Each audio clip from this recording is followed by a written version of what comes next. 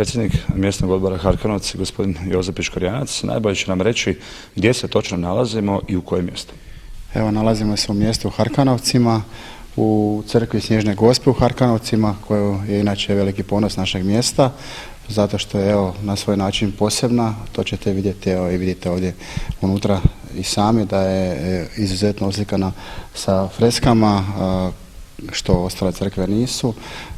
Samo mjesto ima 600-tinjak stanovnika, nalazi se točno, možemo reći, na pola puta između Osijeka i Našica, znači sa pravca Koške prema Valpovu, znači mjesto koje je udaljeno nekih 10 km od Valpova.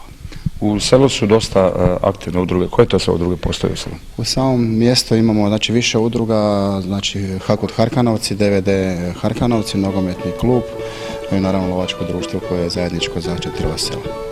Ono što je specifično, imamo i smutru folklora koja se održava početkom 5. mjeseca ovdje u Harkanovcu. Da, specifično je upravo to što su Harkanovci posebni po tome što izuzetno drže do svoje tradicije, obilježavanja svojih običaja, šokačkih običaja. Ovo je šokačko selo koje je staro, tako kaže, negdje 700 godina, znači spominje se od 13. do 14. stoljeća. Harkanovci je upravo u zadnjih nekakvih 10 godina izuzetno aktivno ima Hrvatsko kulturno-umjetničko društvo koje već tradicionalno svake godine održava veliku smotru folklora.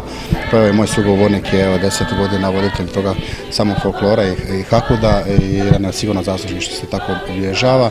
Ponosni smo na to što držimo do svoje šokačke tradicije i ponosni smo što upravo dajemo doprinos da ono što je najbitnije, svoju povijest ne zaboravljamo, nego da ne držimo i učimo mlade naraštaje o njoj. Ništa drugo nego samo pozvati sve one ljude koji prolaze na ovom putu, znači od Našica prema Valpovu, neka stanu u Harkanovcima, pogledaju prekrasnu crkvu Snježne Gospe, ali isto tako početkom 5. mjeseca neka dođu na veliku međunarodnu smotru folklora, kako za male, tako i za velike.